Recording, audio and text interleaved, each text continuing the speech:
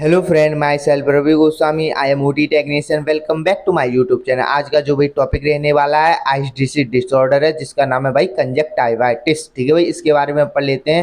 पहले उससे पहले भाई हम एनाटॉमी ऑफ फिजियोलॉजी पढ़ लेते हैं, यानी कि इसके डायग्राम में आप देख लीजिए कि कहाँ आइरिस प्रेजेंट है, कहाँ प्यूपिस है, कहाँ स्केलेरा है, कहाँ कंजक्टिवा है। ठीक है भाई, तो इसके बाद में इसकी एनाटॉमी में क्या है कि ये कंजक्टिवा क्या होता है। ठीक है भाई, ये मैं आपको अच्छी तरीके से मैं डिफाइन कर देता हूँ। जो कंजक्टिवा एक यानी कि ट्रांसपेरेंट म्यूकस मेम्ब्रेन होता है। क्या हो जाए ये कंजक्टिवा? एक ट्रांसपेरेंट म्यूकस मेम्ब्रेन होता है। ठीक है, और ये कहाँ प्रेजेंट रहता है? ये आइज के वाइट कलर का पार्ट जो होता है, यानी कि आप देख रहे होंगे डायग्राम में आइज के अंदर ये वाइट वाइट कलर का जो पार्ट है, इसको हम क्या बोलते हैं? स्केलेरा।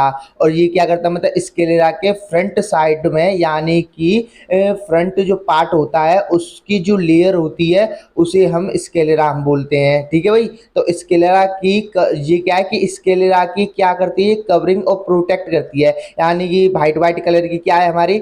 स्केलेरा। ठीक है भाई, स्केलेरा की जो फ्रंट साइड में जो लेयर होती है उसको बोलते हैं हम कंजक्टिवा। ठीक है, जो यानी कि वो क्या करती है? वो क्या आउटिंग कवरिंग प्रोटेक्ट करती है। किसको? कंजक्ट यानी कि स्केलेरा को। स्केलेरा को क्या करती है? प्रोटेक्ट। और वो वाइट वाइट कलर की होती है, उसको क्या करती है? प्रोटेक्ट। और कंजक्टिवा एक लेयर होती है जो कि स्केलेरा के फ्रंट साइड में प्रेजेंट होती है। ठीक है भाई, तो ये इसकी कुछ यानी कि मैंने एनाटॉमी और फिजियोलॉजी यानी कि मैंने बता दी है कि इस डायग्राम में आप देख रही होंगे कि कहाँ आइरस है, कहाँ कॉर्निया है, कहाँ लिम्पस है, कहाँ स्केलेरा है। अब कंजक्टिवा कहाँ है? अब भाई कंजक्टिवा और स्केलेरा में आप कंफ्यूज हो रहे होंगे, तो भाई कहीं कंफ्यूज नहीं होना है आपको। जो स्केलेरा दिख रही है ना, अब स्केलेरा की क्या है? आउटर कवरिंग प्रोटेक्टिंग को ही हम बोलते हैं जो कंजक्टिवा होता है। ठीक है, वो एक लेयर टाइप का होता है। ठीक है भाई, जो कि प्रेजेंट रहता है स्केलेरा में, यानी कि स्केलेरा की जो अपर लेयर होती है उसको बोलते हैं हम कंजक्टिवा। ठीक है भाई, आप सभी समझ गए होंगे। इसकी डेफिनेशन में देख लेते हैं कि conjunctivitis is the redness and inflammation of conjunctiva caused by bacterial viral infection and allergy reaction. यानी कि इस कंडीशन में क्या होता है कंजक्टिवा के साथ में, यानी किसी प्रकार का कोई वायरल इन्फेक्शन मान लो, या बैक्टीरिया इन्फेक्शन मान लो, या किसी प्रकार का एलर्जी रिएक्शन मान लो, या किसी प्रकार की इंजरी मान लो, या किसी प्रकार की फॉरेन पार्टिकल मान लो, उससे क्या हो रहा है?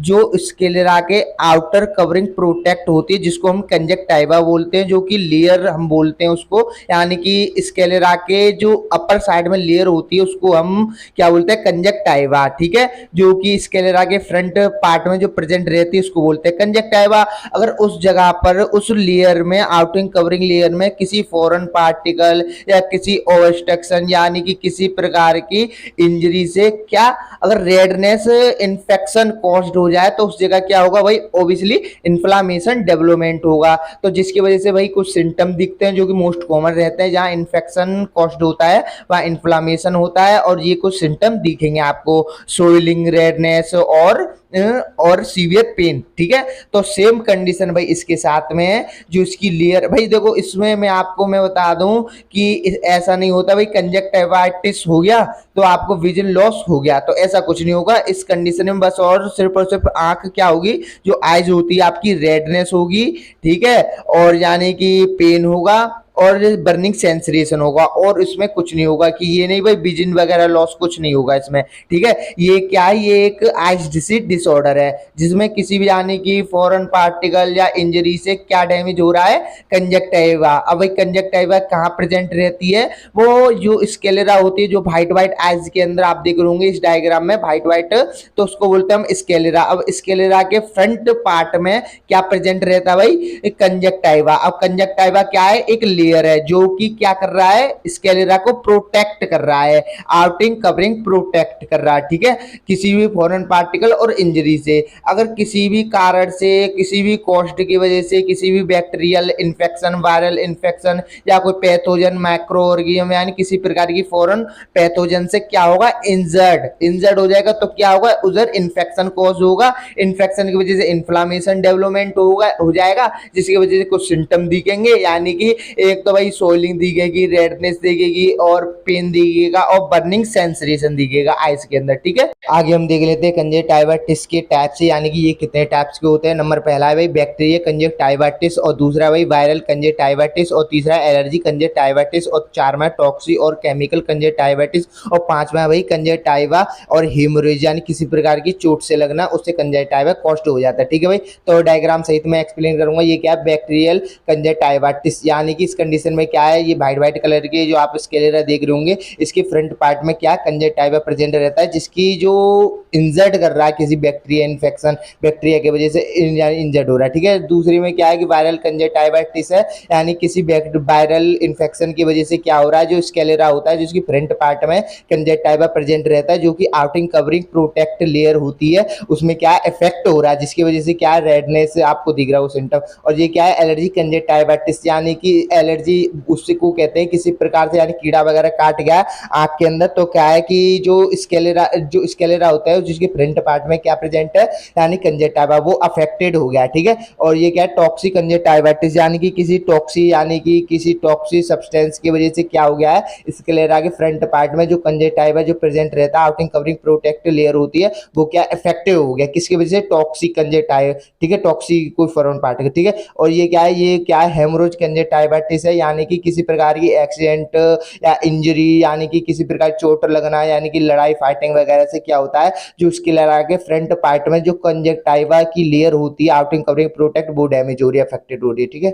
आगे हम देख लेते हैं कंजक्टिवाइटिस के साइन एंड सिम्टम, यानी कि पेशेंट को क्या क्या आपको लक्षण दिखेंगे और क्या क्या वो बताएगा। ठीक है, तो नंबर पहला भाई रेडनेस इन आइस, यानी कि आइस के अंदर रेडनेस क्यों दिखेगी, क्योंकि भाई ये क्या है कंजक्टिवाइटिस एक डिसीज डिसऑर्डर है आइस की, जिसमें जो मोस्ट कॉमन जो सिम्टम रहता है वो आइस के अंदर रेडनेस ही रहता है। ठीक है, तो ये क्या है कि रेडनेस तो ओबियसली दिखेगा, और भाई आइस के अंदर पेन दिखेगा सीवियर, और भाई क्यों पेन दिखेगा, क्योंकि यानी कि किसी भी फॉरेन पैथोजन, यानी कि किसी pathogen bacteria infection, viral infection, या किसी यानी कि माइक्रोरियम पैथोजन यानी फंगल इन्फेक्शन, या फिर किसी वायरल इन्फेक्शन, यानी कि किसी फॉरेन पैथोजन से क्या हुआ है, इंजर्ड हुआ है। कहाँ इंजर्ड हुआ है, आइस की जो वाइट वाइट कलर की जो स्ट्रक्चर होती है इसको बोलते हैं हम स्केलेरा। स्केलेरा के फ्रंट पार्ट में क्या प्रेजेंट रहता है, यानी कि कंजक्टिवा लेयर, जो कि आउटिंग कवरिंग प्रोटेक्ट करता है, किसको करता है, स्केलेरा को। तो उधर क्या दिक्कत हो रही है, उधर यानी कि किसी भी फॉरेन पैथोजन की वजह से इंजर्ड हुआ है, जिसकी वजह से क्या है पेन तो दिखेगा, साथ में रेडनेस दिखेगा, और भाई बर्निंग सेंसरेशन भी दिखेगा। ठीक है, अब बर्निंग सेंसरेशन क्यों दिखेगा, क्योंकि भाई जलन वगैरह यूं होगी, या फिर उसको क्या है एलर्जी कंजक्टिवा हुआ है, या फिर मान लीजिए किसी बैक्टीरिया या वायरल कंजक्टिवा हुआ है, वो उसके अकॉर्डिंग। ठीक है भाई, और 4वें नंबर पे भाई सोइलिंग। अब भाई सोइलिंग क्यों दिखेगा, क्योंकि यानी कि किसी फॉरेन पार्टिकल या टॉक्सिक कंजक्टिवा की वजह से, या फिर किसी इंजरी की वजह से, फिजिकली इंजरी की वजह से क्या हुआ है, उस जगह पर जो लेयर होती है ना वो अफेक्टेड हुआ है, कंजक्टिवा क्या हुआ है अफेक्टेड, जिसकी वजह से क्या भाई इन्फेक्शन कॉज्ड हुआ है, इन्फेक्शन की वजह से इन्फ्लामेशन डेवलपमेंट हुआ है, जिसकी कुछ कॉमन जो सिम्टम रहते हैं, यानी सोइलिंग, रेडनेस और बर्निंग सेंसेशन और पेन वगैरह। तो भाई सोइलिंग वगैरह तो ऑब्वियसली होगी। ठीक है, तो 5वें नंबर पे वाटरी डिस्चार्ज। अब भाई वाटरी डिस्चार्ज क्यों होगा, क्योंकि भाई ये क्या है आइज डिसीज डिसऑर्डर, यानी कि आंख की एक बीमारी है, जैसे आप लोगों ने देखा होगा कि भाई नेक आंख में लग जाए तुरंत भाई आंसू पट्टी पट्ट बहने लगेंगे, तो सेम कंडीशन इसमें क्या है भाई कंजक्टिवा है, यानी कि जो क्या है कि आइज के अंदर रेडनेस, सोइलिंग वगैरह, इन्फेक्शन, इन्फ्लामेशन कंडीशन देखने को मिल रही है, तो ओबियसली भाई वाटरी डिस्चार्ज तो होगा। और 6वें नंबर पर भाई फोटोफोबिया। फोटोफोबिया में क्या देखने को मिलेगा पेशेंट को, अगर ज्यादा यानी सीवियर कंडीशन है, सीवियर कंजक्टिवाइटिस है, तो इस कंडीशन में क्या है फोटोफोबिया, यानी कि लाइट के संपर्क में आने से एकदम हौच-पौच हो जाने, यानी कि डर लगना, भयभीत होना, तो इस टाइप का फोटोफोबिया। ठीक है, और 7वें नंबर है ईचिंग। अब भाई ईचिंग क्यों होगा, क्योंकि क्या है भाई इस जगह इन्फेक्शन कॉज्ड हो रहा है, जिसकी वजह से इन्फ्लामेशन और सोइलिंग, रेडनेस और पेन, बर्निंग सेंसेशन हो रहा है, तो भाई ईचिंग वगैरह, इरिटेशन वगैरह तो ओबियसली भाई होगा। और 8वें नंबर पर फीलिंग डिस्कंफर्टेबल। अब भाई डिस्कंफर्टेबल क्यों होगा, क्योंकि भाई उस कंडीशन में क्या फिजिकल इंजरी या फॉरेन पार्टिकल से इंजर्ड हुई है क्या आइज हमारी, जिसकी वजह से आंसू वगैरह बह रहे हैं, यानी कि बहुत कुछ सिम्टम देखने को मिल रहा है, तो डिस्कंफर्टेबल होगा यानी कि। ठीक है, तो ये कुछ इसके साइन एंड सिम्टम आगे हम देख लेते हैं कंजक्टिवाइटिस के डायग्नोसिस यानी कि इन्वेस्टिगेशन, पेशेंट को हम क्या क्या हम टेस्टिंग वगैरह लिख सकते हैं और क्या क्या हम कर सकते हैं। तो वही शुरू से मैं बताता रहता हूँ, डायग्नोसिस में जो मोस्ट कॉमन रहता है डायग्नोस्ट करना, इन्वेस्टिगेशन करना आपको सीखना चाहिए, क्योंकि भाई अच्छे डॉक्टर की यही पहचान होती है। क्योंकि जब तक प्रॉपर इन्वेस्टिगेशन नहीं करेगा तो भाई ट्रीटमेंट नहीं हो पाएगा और पेशेंट अच्छी तरीके से सही नहीं हो पाएगा। तो इसीलिए हम अच्छी तरीके से हम डायग्नोसिस हम पढ़ लेते हैं। तो इसमें क्या है, फर्स्ट नंबर पे जो क्या है 80% स्कोर कहाँ से निकलता है डायग्नोस और इन्वेस्टिगेशन का, फिजिकल एग्जामिनेशन और हिस्ट्री कलेक्शन। ठीक है, तो नंबर पहला भाई फिजिकल एग्जामिनेशन को हम एक्सप्लेन कर लेते हैं। यानी कि फिजिकल एग्जामिनेशन में क्या है, पेशेंट के हम साइन एंड सिम्टम देखेंगे, पेशेंट क्या बता रहा है, क्या हमको लक्षण दिख रहे हैं। ठीक है, तो क्या ये एक आईज डिसऑर्डर है, यानी कि आँख की एक पर्टिकुलर बीमारी है, तो उधर हम यानी कि फिजिकल एग्जामिनेशन करेंगे पेशेंट से। यानी पेशेंट की क्या है, कंजक्टिवाइटिस है, तो आइज के अंदर कितनी अमाउंट में सोलिंग हो रही है, रेडनेस हो रही है, बर्निंग सेंसरेशन हो रही है, पेन हो रहा है और ईचिंग इरिटेशन हो रहा है, अनकंफर्टेबल हो रहा है, कितने परसेंट में, कितना यानी कि बात कैसे कर रहा है, पूरा उसको विजन दिख रहा है नहीं दिख रहा है, कितने यानी कि जो वाटरी डिस्चार्ज हो रहा है कितने परसेंट अमाउंट में, क्या यानी कि अनकंफर्टेबल फील कर तो नहीं रहा है, यानी कि कैसे मतलब बिहेवियर है उसका। ठीक है, तो ये सारी चीज़ क्या है कि हम फिजिकल एग्जामिनेशन में हम देख लेंगे, जो जो उसको दिक्कत होगी वो हम नोट डाउन करते चलेंगे इन्वेस्टिगेशन में। ठीक है, तो दूसरे नंबर पे वही यानी कि हिस्ट्री कलेक्शन। अब हिस्ट्री कलेक्शन को हमने 4 या 5 पार्टों में हमने डिवाइड किया अच्छी तरीके से, कि नंबर पहला है प्रेजेंट हिस्ट्री और दूसरा पास्ट हिस्ट्री और तीसरा भाई यानी कि पास्ट मेडिकल हिस्ट्री, चारवा भाई फैमिली हिस्ट्री और भाई पांचवा भाई यानी कि मेडिकल साइड इफेक्ट हिस्ट्री। यानी कि फर्स्ट में क्या है कि प्रेजेंट हिस्ट्री में हम क्या करेंगे, पेशेंट की जो प्रेजेंट में जो दिक्कत उसको हो रही है यानी कि वो हम कलेक्ट करेंगे, उसको हम नोट डाउन करेंगे। और जनरल हिस्ट्री में क्या है कि वाइटल वगैरह से कुछ इन्वेस्टिगेशन मिलेगी हमको, यानी कि उसकी बीपी वगैरह हम देखेंगे तो उससे मालूम पड़ जाएगा कि पेशेंट हाइपरटेंशन का तो कोई पेशेंट नहीं है। पल्स हम देखेंगे तो वही उससे मालूम पड़ जाएगा कि हार्ट और लंग्स का तो डिसऑर्डर नहीं है। और वही हम यानी कि पल्स ऑक्सीमीटर से चेक करेंगे तो देख लेंगे, इससे मालूम पड़ जाएगा कि लंग्स अफेक्टेड तो नहीं है। और वेट वगैरह ले लेंगे तो वेट वगैरह से मालूम पड़ जाएगा कि भाई थायराइड और यानी कि वेट एक ही संग गेन तो नहीं हुआ है कि लो तो नहीं हुआ है, तो उससे मालूम पड़ेगा कि थायराइड, हाइपोथायराइड और हाइपरथायराइड को तो पेशेंट नहीं है। ठीक है, तो बहुत कुछ हमको इन्हीं सब चीज़ों से मिल जाता है, बट क्या है कि कोई बताने वाला नहीं होता, इसीलिए प्रॉपर इन्वेस्टिगेशन नहीं सीख पाते बच्चे। ठीक है, तो इसमें क्या है कि हमारी प्रेजेंट हिस्ट्री हो गई, जनरल हिस्ट्री हो गई। अब प्रेजेंट हिस्ट्री में क्या है कि यानी कि सिम्टम को हम लिखेंगे कि उसको पेन हो रहा है या वोमिटिंग हो रही है, यानी कि अनकंफर्टेबल फील हो रहा है, पस वगैरह एब्सिस वगैरह सीक्रेशन हो रहा है, बर्निंग सेंसरेशन हो रहा है, यानी कि और यानी कि वाटरी डिस्चार्ज हो रहा है। तो ये सारी चीज़ क्या है, ये पास्ट यानी कि प्रेजेंट हिस्ट्री हो गई। और हमने पास्ट हिस्ट्री यानी कि कलेक्ट कर दी, यानी जनरल हिस्ट्री हो गई, प्रेजेंट हिस्ट्री हो गई। और तीसरे नंबर पे क्या है भाई, पास्ट मेडिकल हिस्ट्री से हम पूछ लेंगे कि आपने कभी यानी पास्ट में क्या है कि आप हॉस्पिटलाइज्ड तो नहीं रहे हो, आप हॉस्पिटल में एडमिट रहे हो, अगर रहे हो तो भाई प्रॉपर डॉक्यूमेंट दिखाइए, तो उससे क्या है कि हमको बहुत सारी हेल्प मिल जाती है। और फिर हम पूछ लेंगे कि भाई आपको यानी कि कोई आपने कभी आइज वगैरह तो नहीं बनवाई है, कि आपको कोई आंखों की डिसऑर्डर तो नहीं है। और भी चीज़ें हम कलेक्शन कर लेंगे उससे, कि आप यानी कि स्मोकिंग वगैरह अल्कोहल वगैरह कंज्यूम तो नहीं कर रहे हैं, कॉर्टिकोस्टेरॉइड लॉन्ग टाइम तक तो नहीं ले रहे हैं। ठीक है, तो ये सारी क्या है, ये हमारी क्या है कि पास्ट मेडिकल हिस्ट्री कलेक्शन। ठीक है, तो इससे क्या है कि बहुत कुछ हमको मालूम पड़ जाता है। ठीक है, और फिर 4वें नंबर पे देख लेंगे भैया हम फैमिली हिस्ट्री कलेक्शन कर लेंगे, यानी फैमिली में उससे पूछेंगे कि आपकी मम्मी पापा दादा दादी नानी नाना को कभी ऐसी दिक्कत तो नहीं हुई, आइज के अंदर रेडनेस तो नहीं रहता, यानी कि बहुत से क्या होता है फैमिली टू फैमिली चली हुई आती है, यानी कि मदर टू चाइल्ड में। ठीक है, तो फैमिली हिस्ट्री कलेक्शन कर लेंगे और फिर उससे पूछ लेंगे यानी कि जो जो कॉर्टिकोस्टेरॉइड यानी कि जो क्या है एलर्जी, यानी कि एंटी एलर्जी किसी ड्रग से आपको एलर्जी तो नहीं है, यानी कोई आप टैबलेट वगैरह खा लेते हो तो उसकी वजह से itching irritation eyes net redness वगैरह कुछ ऐसा तो नहीं लगता। तो उससे क्या है कि यानी कि एलर्जी ड्रग्स हम पूछ लेंगे कि आपको किसी चीज़ से एलर्जी वगैरह तो नहीं है। तो यानी कि मैक्सिमम फिजिकल एग्जामिनेशन और हिस्ट्री कलेक्शन से 80% स्कोर हमारे कंप्लीट हो जाता है। डायग्नोस्ट और इन्वेस्टिगेशन, यानी कि डायग्नोस्ट और इन्वेस्टिगेशन भाई एक ही होता है। ठीक है ना, तो इसलिए मैं दोनों को संग लेके चलता हूँ, क्योंकि भाई कोई स्टूडेंट कोई कंफ्यूज ना हो। तो फिर उसके बाद में क्या है कि हम और भी हम सिम्टम के अकॉर्डिंग हम लिख देंगे, यानी कि सिम्टम के अकॉर्डिंग हम डायग्नोस्ट लिख देंगे। अगर किसी प्रकार के यानी कि मान के चलो किसी को इन्फेक्शन इन्फेक्शन वगैरह तो हम CBC, BD, मिलाल, LFT, uric creatinine, urine RM और शुगर वगैरह, रैंडम ब्लड शुगर, ये सारी चीज़ क्या है कि हम अपने हिसाब से 20% स्किल निकालना है तो हम डॉक्टर के डिपेंड करता है ब्रेन के ऊपर कि भाई किस प्रकार से और इन्वेस्टिगेशन लिखेगा, ठीक है। तो और हम देख लेते हैं स्वैब यानी कि कल्चर ऑफ कंजक्टिवा टिश्यूज, यानी कि कल्चर होता है जो क्या है आइज के सेल एंड टिश्यू डेथ को कलेक्ट किया जाता है, एक बॉक्स में रखा जाता है। तो वो क्या है वो पैथोलॉजी लैब भेजते हैं छोटे मोटे, और पैथोलॉजी लैब क्या है कि दिल्ली, नोएडा, गुड़गामा यानी कि बड़े बड़े जहाँ अवेलेबल हो वो पैथोलॉजी लैब हाईफाई, तो उधर हमारी जाती है बायोप्सी से फिर 3 महीने के बाद रिपोर्ट आती है, उससे मालूम पड़ता है कि ये कौन सा बैक्टीरियल है, वायरल है या कोई टॉक्सिक है, यानी कि ये सारी चीज़ हमको मालूम पड़ जाती है, ठीक है। तो ये हमारा मैक्सिमम कंप्लीट हो गया डायग्नोस्ट, क्योंकि भाई डायग्नोस्ट करना आप सीख जाइए तभी तो भाई हम पेशेंट को अच्छी तरीके से हम ट्रीटमेंट प्रोवाइड कर पाएंगे, तभी तो भाई पेशेंट सही होगा, ठीक है।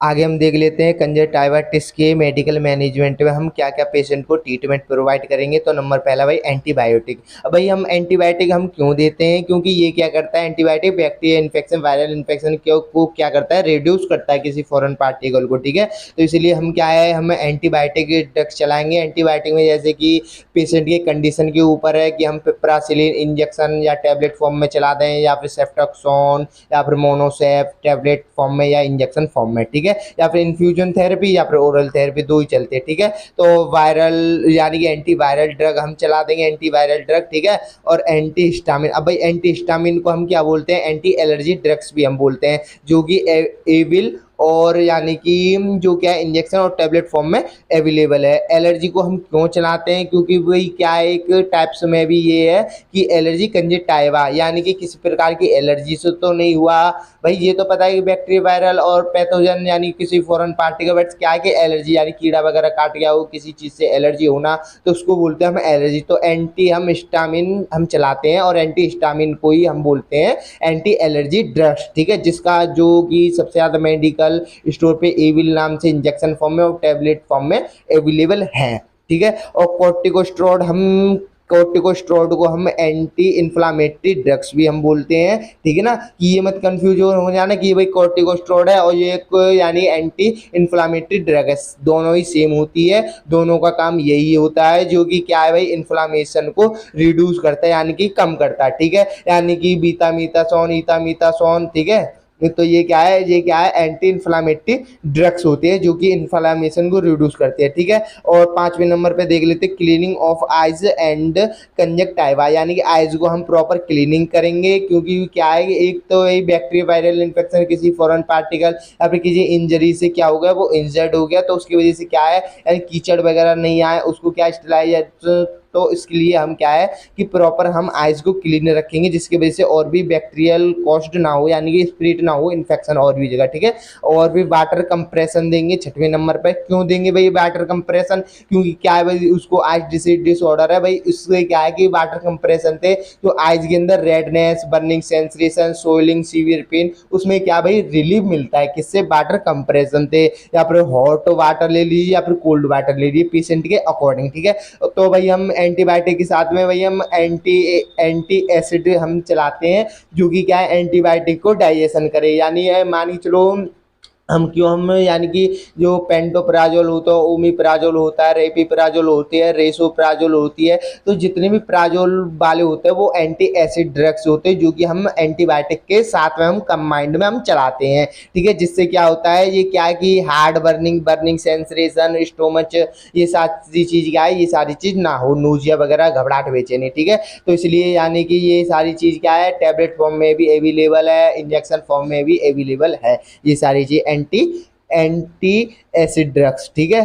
तो जैसे कि पेशेंट के अकॉर्डिंग और भी आपको सिम्टम लग रहा है, सीवियर पेन लग रहा है, तो डायनापार लगा दो, बट डायनापार भी आप चेक करके कि ये नहीं हो कि भाई हार्ट डिसीज डिसऑर्डर है, आपने डायनापार सोडियम लगा दिया तो वो उसको वैसे भी दिक्कत है, तो आपने और मतलब मार दिया उस पेशेंट को। तो इसलिए डायनापार भी भाई 2 टाइप्स के होते हैं, एक तो नॉर्मली डायनापार और डायनापार AQ। डायनापार AQ क्या होता है, वो क्या हार्ट डिसीज डिसऑर्डर में लगता है जब पेन वगैरह हो सीवियर कंडीशन में, ठीक ठीक है।